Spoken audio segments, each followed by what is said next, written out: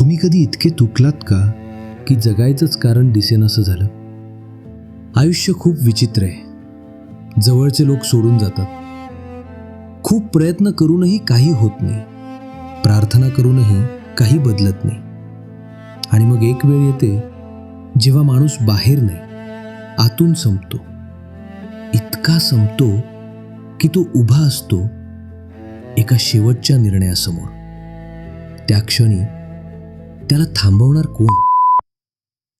अशीच एक कथा आहे श्री गुरुचरित्राच्या पहिल्या अध्यायात, नामधारकाची. तोही तसाच तुटला होता. उत्तरांच्या शोधात भटकत होता.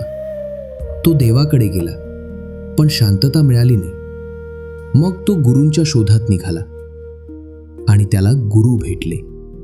तेव्हा त्याला समजलं, गुरु म्हणजे उत्तर नाही, गुरु म्हणजे दिशा आहे.